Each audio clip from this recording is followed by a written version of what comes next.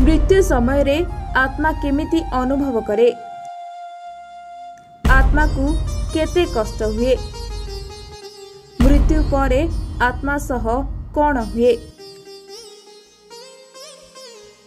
आपण माने जानती मनुष्य शरीर नश्वर अटे, जहाँ नष्ट हेबा निश्चित अटे, किंतु आत्मा केबे मध्य नष्ट हुए नहीं।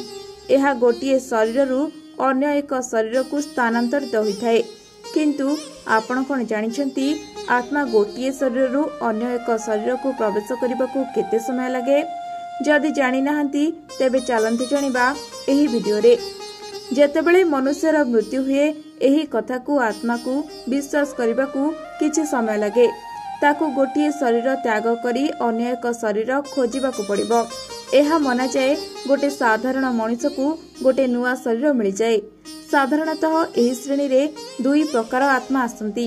प्रथमतः देवात्मा, जहाँ को आमे देवता बोली मध्य कहू, जेउ देवता को आमे माने पूजा करू, जेमिति कि आम कुल देवता एवं आम पितृपुरुष, जहाँ को आमे पीढ़ी पर पीढ़ी पूजा करू, जे कि आमर रक्षा करिबारे सर्वदा लागि रहिथांती। एमाने सबु पुण्य आत्मा अटंती, किंतु एमिति आत्मा को पुनर्जन्म नेबा पई किछि समय लागे। कारण आपण को पुनर्जन्म नेबा पई एमिति जणे मार कुल दरकार, जे स्वयं अद्भुत होइतबा दरकार।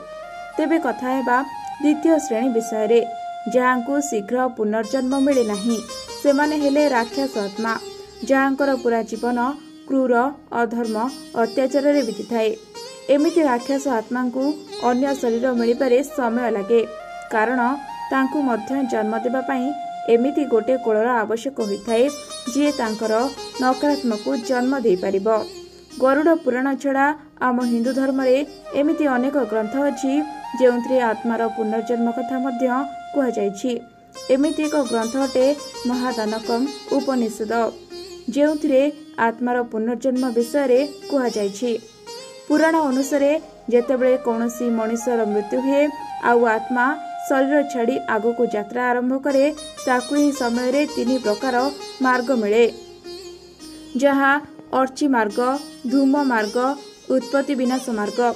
जहाँ मध्यरु अर्ची मार्ग ब्रह्मलोकर यात्रा पाई, धूम मार्ग पितृलोकों को यात्रा पाई, उत्पत्ति विनाश मार्ग यह नरकर यात्रा पाई होइथाए। तेबे सेही मनुष्यर भाग्य रे केउ मार्ग आसीबो, ताहा तो केवल तार कर्म ही विचार करिबो। आउ किछि ग्रंथ रे एहा कुहा जायछि, जेतेबेले कोनोसी मनुष्य तार ही जन्मर कर्म आउ मृत्यु ही तार बिना कष्ट रे कोनोसी रोग बा दुर्घटना रे होई जाए, एमिति शरीर आत्मा को नुआ शरीर धारण करबाकू किछि मात्र समय लागिथाए। जदि आम धर्मग्रंथ को मना जाए, तेबे 100 मध्यरु 85% लोकंकर पुनर्जन्म 35 रु 40 दिन मध्य हेबा निश्चित अटे। जदि आम धर्मग्रंथ को मना जाए, तेबे 100 मध्यरु 85% लोकंकर पुनर्जन्म 35 रु 40 दिन मध्य हेबा निश्चित अटे। बाकी रहिथिबा 15% लोकंक मध्यरु 11% लोकंक पुनर्जन्म हेबारे 1 वर्ष रु 3 वर्ष समय लगे। आउ बाकी 4% आत्मा एहाठारु भी लंबा समय अपेक्षा करती।